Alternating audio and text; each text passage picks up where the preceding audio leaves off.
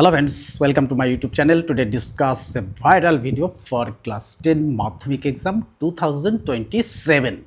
এই 2027 যারা মাধ্যমিক পরীক্ষা দেবে তারা কারা? তারা ক্লাস 9 পাস করে সবে মাত্র 10-এ উঠেছো। 10-এ উঠেই কিন্তু তোমাদের একটা পরীক্ষা কারো হয়েছে কারো হয়নি। তো যাদের হয়েছে তারা তো পেয়েছই, আর যাদের হয়নি পরীক্ষাটা তারা কিন্তু সামনেই পরীক্ষা দেবে, অর্থাৎ কয়েকটি দিন মাত্র ইলেকশনের কারণে ছুটি। এই ছুটির পরেই কিন্তু আমাদের কি করতে হবে না, আমাদের একটু প্রিপারেশানটা শক্তপোক্ত করতে হবে। তাই এই প্রিপারেশানটা যদি একটু ঠিকঠাকভাবে নেও, অর্থাৎ এই প্রথম পরীক্ষাটা যদি ঠিকঠাকভাবে দাও, তারপরে কিন্তু ক্লাসে পরীক্ষাগুলো থাকবে। এই পরীক্ষার বাইরে কিন্তু কি করতে হবে, আমাদের কিন্তু টেস্ট এক্সামের জন্য খাটতে হবে। অর্থাৎ টেস্ট এক্সামের জন্য কিন্তু প্রিপারেশন শুরু করতে হবে। আর টেস্ট এক্সাম মানেই অর্থাৎ কোন সিঁড়িতে পা দেওয়া, অর্থাৎ মাধ্যমিকের সিঁড়িতে পা দেওয়া শুরু হয়ে যাবে। তাই মাধ্যমিকের সিঁড়িতে পা দেওয়ার আগে, অর্থাৎ পা ফেলার আগে একটু ভাবতে হবে যে আমরা যদি সঠিকভাবে পদক্ষেপ না নিই, অর্থাৎ পাটা যদি সঠিক জায়গায় না ফেলি, তাহলে কিন্তু আমাদের সমস্যা শেষ থাকে না। তাই তোমাদের কিন্তু মাধ্যমিকের সবচেয়ে কঠিন সাবজেক্ট, সবচেয়ে সহজ সাবজেক্ট বা নাম্বার তোলার দুটো কিন্তু সেটা হচ্ছে ইংলিশ আর বেঙ্গলি। ইংলিশেও কিন্তু যা ব্যাকরণ পাঠ থাকে, বাংলাতেও কিন্তু সেই ব্যাকরণ পাঠটাই থাকে। আর এই ব্যাকরণ পাঠ থাকে বলেই কিন্তু আমাদের একটু সমস্যা হয়, অতগুলোর মধ্যে পড়তে হয়, আর পড়ে কিন্তু কোশ্চেন সিলেক্ট করতে হয়। তো আমি অলরেডি তোমাদের সাথে কিন্তু এই অসুখী একজন কবিতার কিন্তু 4টে পার্ট শেয়ার করা হয়ে গেছে, অলরেডি করে ফেলেছি। আজকে কিন্তু শেয়ার করব পঞ্চম পার্ট। আর এই পঞ্চম পার্ট শেয়ার করব কিভাবে না, এখান থেকে যে বড় কোশ্চেনগুলো পড়ার দরকার আছে, অর্থাৎ টেস্ট এক্সাম তথা 2027 মাধ্যমিকের জন্য। স্কুলের পরীক্ষা তো লাগবেই, কিন্তু সেখান থেকে সবচেয়ে বেশি সমস্যা যেটা আসবে সেটা হচ্ছে টেস্ট এক্সাম আর মাধ্যমিক 2027। তো আমরা সের জন্য, অর্থাৎ সেই কারণের জন্য কি করেছি না, প্রথম থেকেই কিন্তু পড়াটাকে ভাগ করে নিয়ে সুন্দরভাবে স্টেপ বাই স্টেপ এগোচ্ছি। আর এই স্টেপ বাই স্টেপ এগোলে আমার মনে হয় না আর কোনো সমস্যা তোমাদের ছুঁতে পারবে। তো আমাদের তো 60% নম্বর নিয়ে বসে থাকলেই হবে না, অর্থাৎ যা কম্পিটিশানের বাজার তার মধ্যে 95 অ্যাবাভ মার্কস যদি অ্যাচিভ করতে না পারো, তাহলে কিন্তু সমস্যাটা শেষ থাকবে না। তাহলে কী হবে, পড়াশোনা হবে বাট কোনো কিছু আর হবে না। তাই এখনকার দিনে, অর্থাৎ বর্তমান যুগে দাঁড়িয়ে, অর্থাৎ বর্তমান সময়ে দাঁড়িয়ে তোমাদের কি করতে হবে, 95 অ্যাবাভ মার্কস কিন্তু অ্যাচিভ করতেই হবে। তা না হলে পড়াশোনার কোনো মূল্য নেই। অর্থাৎ পড়াশোনা হবে কিন্তু লাইসেন্স হবে, কিন্তু লাইসেন্সে কাজ করতে পারবে না। তাই লাইসেন্সও নেব, কাজও করব, এই দুটো চিন্তাভাবনা, অর্থাৎ লক্ষ্যটাকে যদি স্থির রাখতে পারো, তাহলে আমার মনে হয় না যে কোনো সমস্যা আসবে। তাহলেও তোমরাও কিন্তু লাইফে একটা জায়গায় সাইন করতে পারবে বা একটা লাইনে সাইন করতে পারবে। তাই লাইফে সেটেল হওয়ার জন্য আমাদের করতে হবে কি না, আমাদের প্রতিনিয়ত একটা রুটিন মাফিক পড়তে হবে এবং শুরু করে দিতে হবে, মনে করতে হবে ঠিক পরের মাসেই কিন্তু আমাদের মাধ্যমিক পরীক্ষা, অর্থাৎ 2027 মাধ্যমিক পরীক্ষা পরের মাসে। এইরকম একটা চিন্তাভাবনা নিয়ে কিন্তু আমাদের এগোতে হবে। আর যদি এটা করতে পারো, তাহলে আমার মনেই হয় না যে কোনো সমস্যা তোমাদেরকে ছুঁতে পারবে। তো এই যে তোমরা সবাই আছো, সবাই পড়ছো, সবাই সময় কাটাচ্ছ, অর্থাৎ অযথা সময়টা কাটাবে না। অযথা সময় না কাটিয়ে একদম সরাসরি পড়াশোনার মধ্যে ডুবে যাও, এখন থেকে প্রিপারেশানটা নিতে শুরু করে, তাহলে দেখবে অল্প অল্প করে কিন্তু তোমাদের এই নম্বরের ঝুলিতে, অর্থাৎ মাধ্যমিক 2027 ঝুলিতে কিন্তু একটু একটু করে নাম্বার জমতে জমতে অনেক বড় একটা নাম্বার হয়ে যাবে, অর্থাৎ 95 অ্যাবাভ মার্কস কিন্তু অ্যাচিভ করা হয়ে যাবে। তাই এখান থেকে দ্য লার্নিং চ্যানেল থেকে যেগুলো শেয়ার করছি, সেই প্রশ্নগুলো তোমরা কিন্তু ভালো করে পড়বেন। ভালো করে পড়লে আমার মনে হয় না কোনো সমস্যা তোমাদের ছুঁতে পারবে।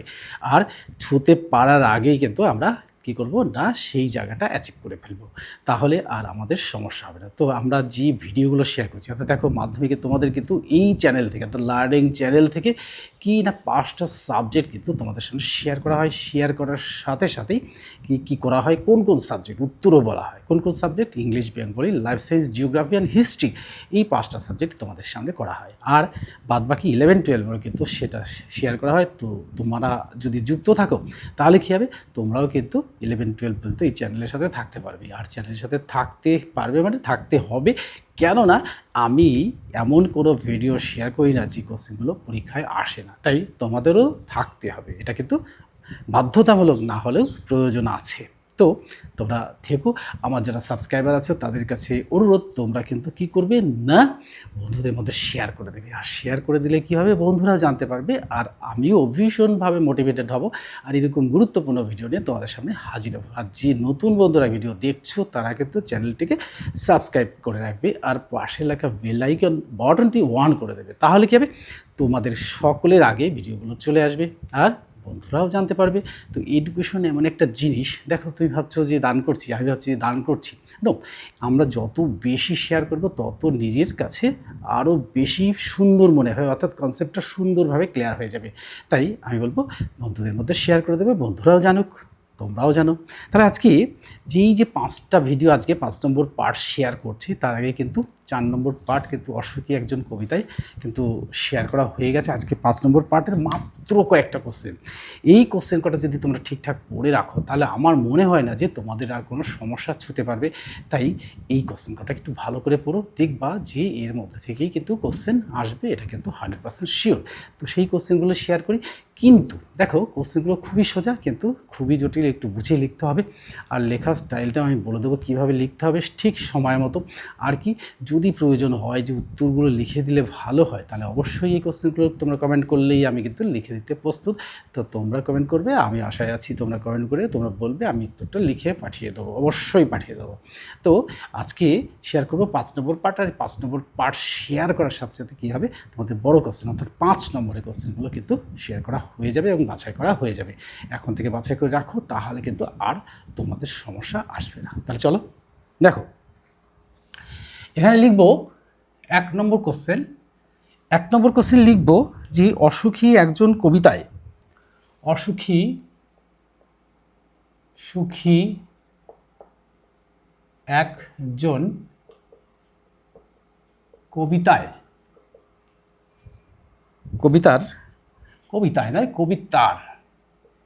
কবিতার মূল ভাব ও বা বিষয়বস্তু, মূল ভাব ও বিষয় বস্তু সংক্ষেপে আলোচনা করো।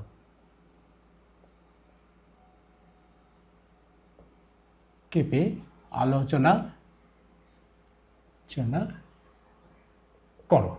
2 নম্বর কোশ্চেনটা দেখো, অসুখী একজন কবিতার সুখী একজন কবিতার নামাকরণের সার্থকতা বিচার করো।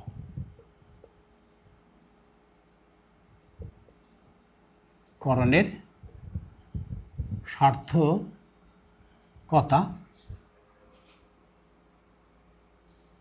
বিচার করো। 3 নম্বর কোশ্চেন দেখো, 3 নম্বর কোশ্চেনটা হচ্ছে, দেখো,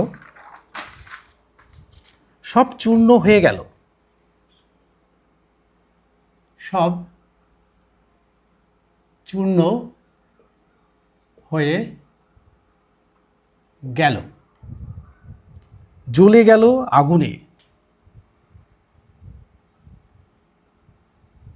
জ্বলে গেল আগুনে। উদ্ধৃত অংশটির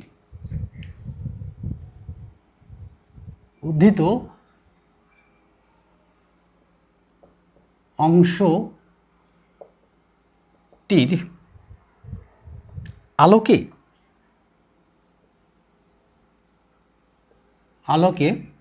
অসুখী একজন কবিতায়, অসুখী একজন কবিতায়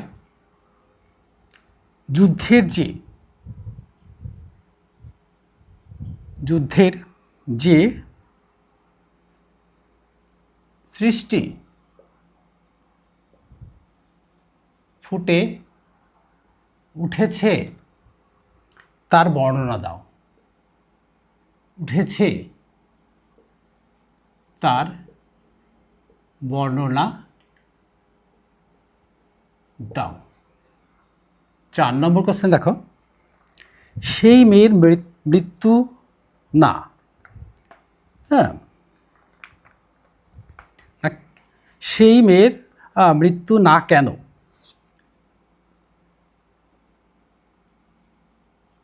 মেয়ের মৃত্যু না কেন? তার মৃত্যু না করা, তার মৃত্যু না করা বা হওয়া করা। অশোকে একজন কবিতার আলোকে, অসুখী একজন কবিতার আলোকে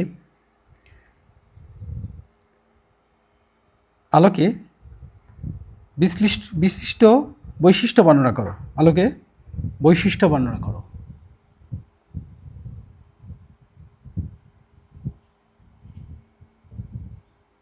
বর্ণনা করো। 5 নম্বর দেখো, আর সেই মেয়েটি আমার অপেক্ষায়, আর সেই মেয়েটি আমার অপেক্ষায়। অশোকী একজন কবিতা অবলম্বনে, অসুখী একজন কবিতা অবলম্বনে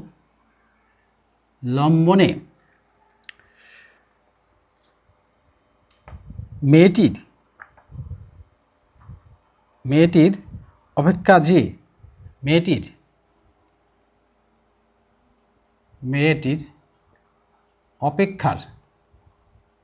অপেক্ষার যে মর্মান্তিক ছবি ফুটে উঠেছে, মর্মান্তিক ছবি ফুটে উঠেছে,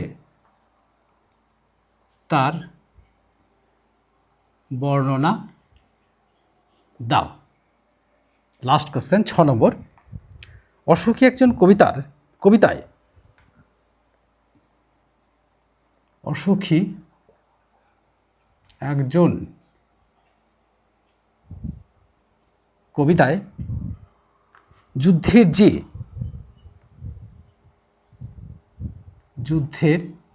যে ভয়াবহ ধ্বংসলীলার ছবি ফুটে উঠেছে, ধ্বংসলীলার